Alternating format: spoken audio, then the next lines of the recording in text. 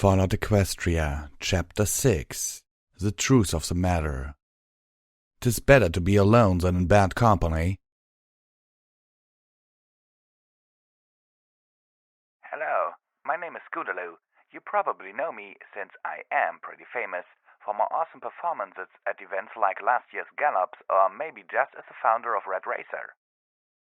None of which means a damn anymore, of course. If you're hearing this, that means Omega-level threat protocols have been enacted and you are now... Oh, damn it! Sorry.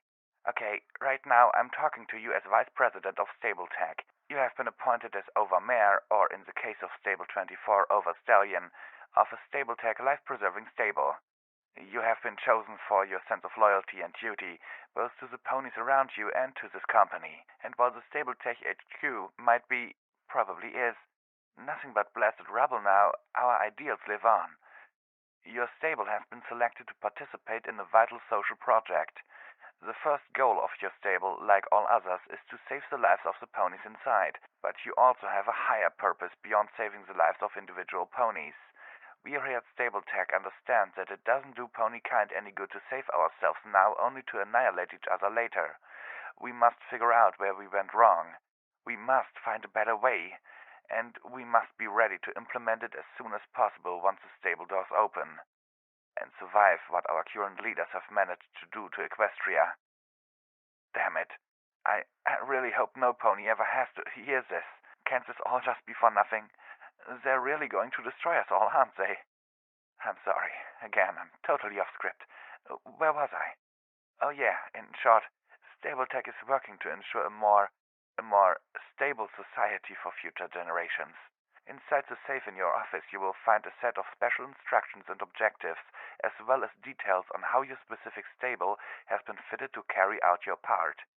If, at any point, you believe that your part in the project is threatening the safety and security of the ponies in your charge as a whole, you are to cease participation and take any necessary steps to rectify the situation. In any other circumstances, however, it is crucial that you keep to the directives provided and keep Stable Tech appraised of all results as per your sealed instructions. Thank you. From all of us. From all of Equestria. Thank you, and may some pony up there have pity on us all.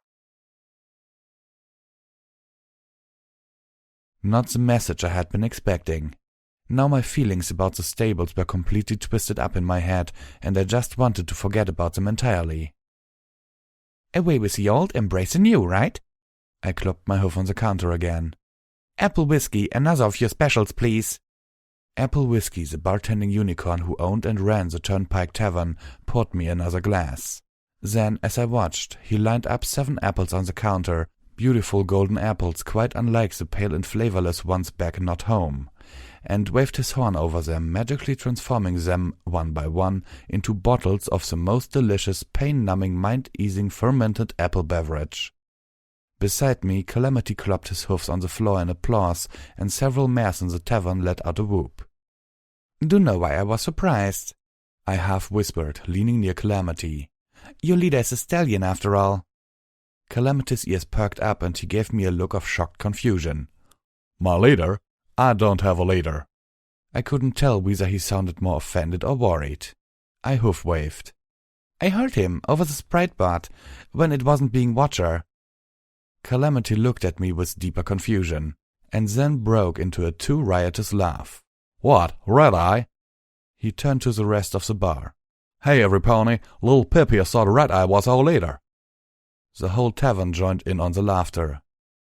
"Good goodness, girl," cried one of the mares down the counter from us. "Red-Eye ain't nothing but a puffed-up prancer. Hell, I don't even listen to that broadcast, not when DJ's on the dial." "Huh?" "Yep," agreed a buck from a nearby table as he gathered a pile of bottle caps from his cross-looking companions, many of whom were looking at colorful squares in disgust. "Just let old Red-Eye try and come out here and make New Appaloosa part of his so-called new world. I'll personally take all his unity and brotherhood and shove it right up his—" "Just deal," the pony next to him interrupted grumpily. "So—" I fought to shove new facts into the puzzle I was building in my head. The drinks were great for forgetting, but not so great for thinking. The not Watcher voice on the sprite bot is Red Eye, and he's not your leader. What's this Watcher stuff? The mare closest to me asked. Those sprite bots are just radios. Red Eye can't actually watch ponies through them. They ain't cameras. She turned to Calamity. I mean, could you imagine if he could? Okay, now that I knew wasn't true. But apparently the fact those sprite bots can be used to spy wasn't common knowledge. Watcher had tipped me off to something. One of the bugs from down the counter called out, "Hey, Apple Whiskey, put DJ on." Apple Whiskey looked up to a brown box on the top of one of the shelves which had wires running to speakers throughout the Turnpike Tavern. With a slight glow of his horn, the radio turned on and a beautiful mare's voice, possibly the sweetest I'd ever heard, or at least a close second to Velvet Remedies, began to pour out of the speakers. How did this happen? What have I done? I was only trying to help, but I caused so much pain. I wish I could hide, wish I could run. I wish I could find a way to do it all over again. The voice and the song she sang was so solemn and sad and filled with determination that it made my mind go to unhappy places. I soon felt like crying and had to force myself not to. I figured more drink would help, so I finished mine and clopped for another. I lost sight of the war while fighting my battles, and now I carry the weight of the world on my saddle. Oh, this was unbearable. My heart was breaking, and I wasn't even sure why. I grasped at the distraction. DJ? Who's DJ? The answers came fast, almost too fast to keep up with. It seemed every pony in the tavern had something to say. DJ Pawn 3, of course. There's always a DJ Pawn 3. Best musician in the Equestrian Wasteland. Yeah, all, 12 songs? 20? He's a ghoul pony, been around forever. He's not. They keep changing. Back when I was a filly, DJ was a mare. I hear he's a Pegasus. He's got the station up in the clouds. That's how he always knows everything what's going on. That's stupid. Every pony knows DJ Pawn 3's station comes out of the 10-pony tower in the Manhattan ruins. He is too a ghoul pony. He's been around since before the war. I heard the original DJ Pawn 3 was actually a mare named Vinyl Scratch who was killed when the zebra balefire wiped Manhattan, but her nephew was spared being in 10-pony and all, and took up the mantle. I heard it was her sister. My head was spinning. Calamity was smirking at me. Leaning close, he whinnied, "There's always a DJ Pawn 3. And in the background the voice of seemingly infinite beauty and sadness cried out, How can I fix this? How many times must I try? Please, this time, let me get it right. The music died away, and a voice came over the radio. This is DJ Pawn 3, and that was Sweetie Belle singing about that one great truth of the wasteland. Every pony has done something they regret. And now, my little ponies, it's time for the news. Now, you ponies remember when I told you about those 2 ponies who crawled themselves out of stable 2? Well, I've been getting reports that one of those little ponies took out the Raider's nest in the heart of Ponyville and saved several pony captives, including the beloved author of the Wasteland Survival Guide, Ditsy-Doo. Hey kid, thanks, from all of us. And now the weather, cloudy everywhere with a chance of rain, gunfire and bloody dismemberment. I didn't really hear the rest. I was too stunned. I was on the radio. DJ Pawn 3 was talking about me. My heart mixed with pride and panic, the latter quickly swallowing the former. I'd been outside less than a week, and I already had a reputation that was spreading across all of the equestrian wasteland, a reputation that built me up into some pony far more heroic and capable than I actually was. One last thing, the other stable dweller was last seen out near Appaloosa. My prayers go out to that one. And that's the truth of the matter. Now, back to the music. Here's Sapphire Shores singing Now the Sun Can't Hide Forever. From your lips to Celestia's ears, Sapphire. For a moment everything seemed to stop. What? I turned to Calamity. Near Appaloosa? I thought this was Appaloosa. Calamity snickered, still not done having fun with me over my wasteland ignorance. No way, Lil Pip. This here's new Appaloosa. Ya can't have a new without having an old now, can ya? Then he quickly got serious. Now ya don't want to be going anywhere near old Appaloosa, you hear me? That's a slaver town. Apple Whiskey interrupted. Well, there's no harm going up that way to trade. I'll sell a good bit of my trademark apple whiskey to those folk. I was stunned. Surely he was kidding. You trade with slaver ponies? Yep. In fact, got a train headed out that way on the morrow. I looked about with disbelief. You trade with slavers? Calamity whispered in my ear. Why, I think I never took up living here. It wasn't a question. Next morning I found myself out in the continuing downpour, staring at the train and feeling not a little guilty that I'd spent the last evening helping load the flat cars as part of my training with Crane. That evening would have gone a bit differently had I known where those goods were headed. I can't talk you out of this, can I? Calamity stood next to me, checking the loads on his battle saddle. My head was thudding dully, the aftermath of too much apple whiskey, but I was thinking clearly. I knew this was foolish, but where there were slavers, there were slaves in need of rescue. I knew part of me was just trying to live up to my overblown reputation, but I'd also been a captive of slavers, if for only a few hours, and I couldn't just ignore the fact that there were ponies up there who needed some pony to care enough to try and help them. No. Well, then I'm coming with ya. Always wanted to take a shot at them damn place. Figure if there's two of us might actually have a chance. His words left me feeling immensely relieved. I'll talk to the to-do for supplies. Don't want neither of us to run out of ammo up there. Or food. We can take the train up the mountains and out of the desert, but chances are we'll be trotting back. I mulled it over and suddenly realized that even if we had our own supplies, what about any ponies we rescued? And would they be in any state to make that kind of trip? Not that such questions deterred me at all, but I'd have to find a way to talk the ponies pulling the train to wait for us. As we robbed the town they were trading with, no less. I voiced my concern to Calamity. You're gonna have to do some fast talking if you want to convince them, or anything like that, he replied, then seemed to have an idea. I know some pony in town that just might have what you need to pull that off. Calamity trotted off, leaving me staring at the train once again. While I waited, I tried to familiarize myself with the train. Flat cars and boxcars held supplies. Passenger cars, of which this train had only one, were for carrying ponies. The fancy red car on the back and the big, bronze one with a smokestack which rode at the front were mysteries. I knew nothing about the former, and the latter I only recognized from a similar train car in the hodgepodge construction of absolutely everything. Curiously, I asked one of the puller ponies what those cars were for. He was happy to answer. That's their back one. It's called the caboose. He pointed the hoof towards the red car in the rear. That has the brakes. You see, when we go up the mountain, we have to keep switching out puller teams cause they're hard work. One team pulls, one team rides and keeps a lookout for raiders. But then we go down the mountain, every pony rides, and we use the brakes to keep us from going too fast. Now he pointed at the one in the front. That's there's called an engine. It's for pulling the train. Although mostly we just use it for the whistle. Keeps vermins off the tracks.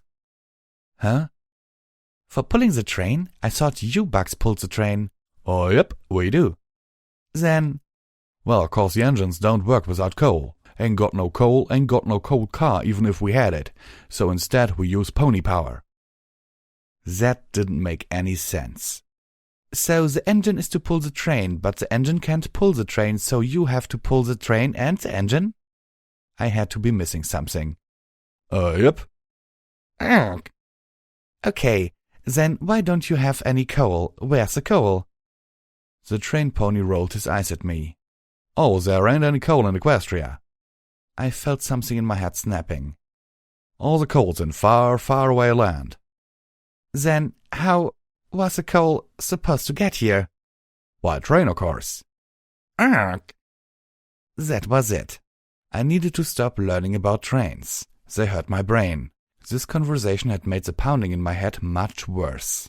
Splashing through puddles, Calamity trotted back. After the train pony had gone back to his work, Calamity reared up and waved his forehoofs around, making a mocky, spooky face. Ooh, all the coals in strange faraway lands, full of zebras. Ooh. I stared at him nonplussed. Done now? He dropped back to standing and pulled a tin out of his saddlebag, offering it to me in his teeth. I levitated it close for a look. The tin had a scratched-out picture of a zebra on it. Those what are in there are called party-time mintalls. Brewed up using mintalls and, well, some other stuff. Guaranteed to make your life owe the party. Those things will clear up your hangover, clear up your head, and make you the smoothest talking pony in all the wasteland. I looked dubious, but then I trusted Calamity, and what did I have to lose? Telekinetically opening the tin, I pulled out one of the little squares inside and put it into my mouth, chewing experimentally. I had to admit they were tasty, although the aftertaste was kinda bitter. But I didn't feel any different than Wah! The whole world shot into stark focus. Colors became brighter and more pleasant, even the rain seemed nicer. And my thoughts, I was thinking more clearly than I ever had. I was figuring things out I never could before. By Celestia, where had this wonderful stuff been all my life? I felt confident. Figuring out just what I needed to say was going to be easy. I could talk any pony into anything, and I was about to prove it. Hours later, I stared out of the window of the passenger car, watching the landscape roll by. Or at least as much of it as I could see. The sky had darkened and the rainfall had escalated again. Remembering rivulets running down the cliff face near Stable 24, I prayed the storm wouldn't cause us trouble when going up the mountain. Talking the train ponies into waiting for us had been easy, making up for the crash when that party time Mintel wore off, leaving me feeling half blind and horribly stupid without its help. It was all I could do not to eat another right away. In fact, I would have done so if Calamity hadn't snatched the tin away. Even now, I cast furtive glances at his saddlebags. Ugh. Think of something else. I tried tuning in the DJ Pawn 3 station. It was barely audible through the haze of static. New Appaloosa, I figured, was near the edge of a good reception. I tried another station on my pip-bug and found the music of the sprite bots. Calamity told me to turn it off. Staring out the window again, I found my mind drifting until it settled on, of all things, Ditsy-Do. I was wearing my utility barding, now upgraded to be effective armor thanks to the strange but cheerful Pegasus ghoul. That poor pony, I thought, seeing her home obliterated and then turned into a rotten mockery of a normal pony and made to live with that memory for centuries. Raiders, slavers. She'd suffered at the hoofs of both of them. Actually seen things that horrified me to contemplate. And as if that wasn't enough, as a ghoul pony, it was as if she had a magical sword hanging over her brain, waiting to drop. It was amazing that she wasn't a broken wreck of a pony. I remembered her smile, wondering how she could be happy. And then I got it. Calamity asked, "What's got you smiling like that all of a sudden?" I chuckled at myself, shaking my head. "Laughter is a virtue." "What now?" I smiled, holding back a laugh of my own. Maybe not giggle laughter and definitely not bah-ha-ha laughter, but the kind of inside laughter that allows a pony to take everything this world throws at her and not lose joy. Maybe it was a little stretch to call that laughter, but it was definitely a virtue. I turned back to the window, my own spirits somehow higher than they had been in days. Lightning flashed outside. I gasped, jumping back from the window. I could have sworn I saw the head of a giant pony, the size of an Urson Major, peering at me over the hilltop, grinning. "You ready?" Calamity shouted through the downpour. The train was approaching Appaloosa, old Appaloosa. Calamity and I were standing on the rain-slick roof of the passenger car, wind whipping rain into our faces and pulling at our manes and tails. I nodded.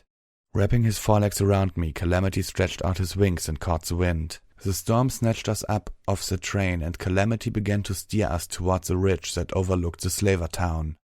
The wind buffeted us, making me fearful that we would crash, but Calamity's course stayed true. We landed, and I immediately slipped and fell in the mud. Calamity barked a laugh.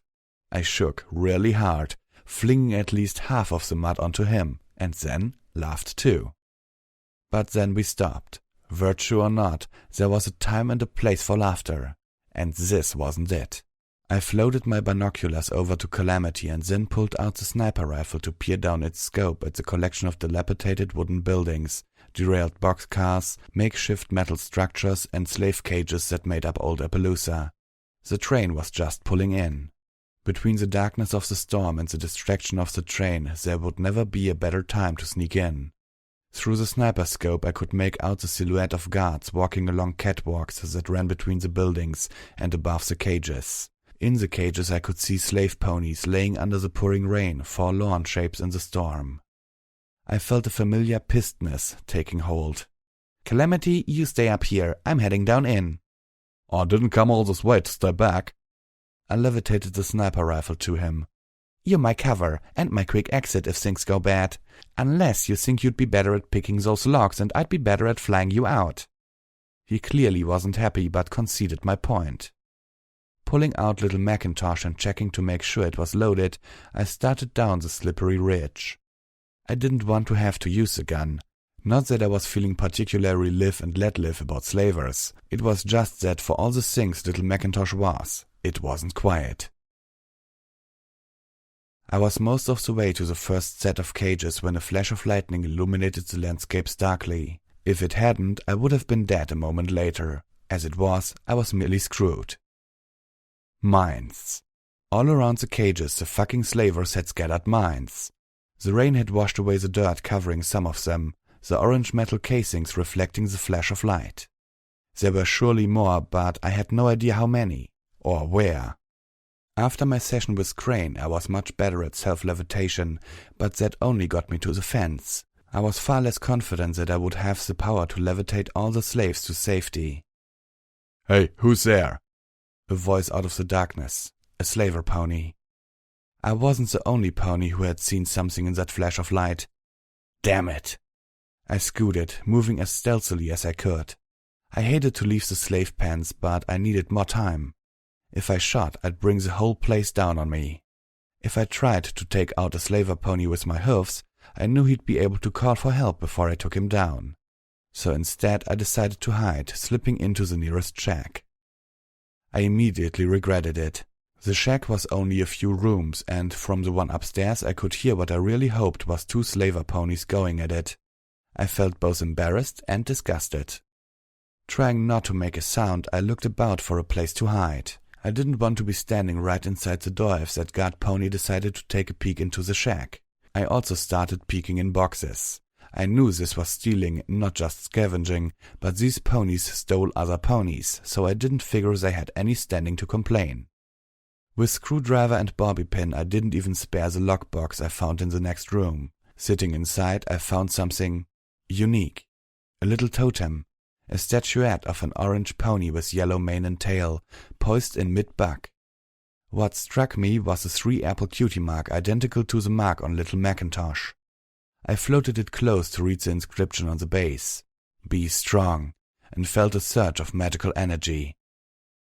I'm not sure what it did, but I actually felt stronger. Not just physically, but in confidence. Slipping the statuette into my saddlebags, I finished my looting and the door banged open. "There you are." I whipped around, sliding into the comfort of SATS and fired 2 shots into the pony, one in the head and one in the chest, before he could reach me to pummel me with his spike-shot hoofs. The sound carried. Immediately the 2 ponies above stopped their intercourse and came charging down the stairs. Only one of them had stopped to grab a firearm. Blam, blam, blam! Little Macintosh roared like thunder. The slaver pony with the gun never even got a shot off. I reloaded as quickly as I could. Luna, damn it. Well, I was in it now. Fire blasted past me as I dove behind a rock. A flamethrower. This fucker was attacking me with a flamethrower. "Oh, I smell roasted pony for dinner," snarled the slaver with a flamethrower battle saddle. "How about a little barbecue?" I was seriously hoping he was just being awful that these ponies weren't so depraved as to actually eat other ponies. Lightning flashed. Thunder boomed above me.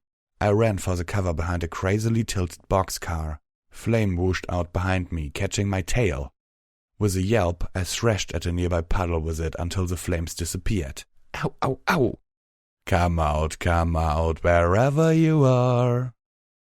Cringing back, I brought out the combat shotgun. Little Macintosh had finally run out of bullets 5 dead slavers ago. 2 of those had been unicorn slavers wielding shotguns, and now I was in no danger of running out of shotgun shells anytime soon. The flamer slaver stepped around the corner and got a face full. He went down hard. Swiftly, I took what I wanted from the body, leaving the battle saddle behind. I had neither the aptitude nor the professional training to use a battle saddle, and I didn't need that kind of weight slowing me down. I looked around nervously for more attackers. Including the pony with the flamethrower and 3 back in the first check, I'd put down a total of 9 slavers. A lot, but by no means a town's worth. I was surprised that all the gunfire wasn't drawing a lot more attention. The thunderstorm might account for much of that, and these guys seemed to have a level of stupefying ego that prevented them from just running to get more help. But there had to be more at play than dumb luck, dumber slavers, and the weather. Battling the slaver guards was pushing me closer to the huge multi-story barn at the heart of town. There was a lot of light pouring out from the windows and a lot of noise. As I drew closer, I could hear music. I checked my pip-bug, but old Appaloosa appeared out of the range of every station except one, the Spritebot station. How that station covered every place I had no idea, although I suspected the Spritebots themselves might actually be acting as relays too. This music, however, was not that music. Going in the front door would have surely been deaf, but creeping up the catwalks to a second-floor entrance proved safe. I tried to slip in quietly, but the moment I had cracked the door open, the wind flung it wide with a crash. I cringed, then poked my head inside. The room was empty, of ponies at least. It was crammed with broken furniture and old filing cabinets. Bottle caps, ammo, and packages of cigarettes were in several of the cabinets. They found a new home in my saddlebags. I didn't smoke and had no intention of starting, but I could sell the packs to the Tzidu, who would resell them to the surprising number of Appaloosans who did. A door towards the far end opened onto a balcony. From there I could see the Manticore's share of the room was a wide-open saloon packed with ponies who were drinking, gambling, and watching the performance on stage directly below me. The balcony ringed the saloon, and there were guard ponies walking around it in a pattern. They were focusing on the chaos below and hadn't spotted me. Yet. Wait, I recognized that voice. Crouching flat on the balcony, I poked my head over the edge to see the singer. Velvet Remedy. Footnote: Level up. New perk. Mighty Telekinesis, Level 2. You triple the mass that you can levitate with your unicorn magic. Effects are cumulative with Mighty Telekinesis Level 1, which is required in order to take this perk.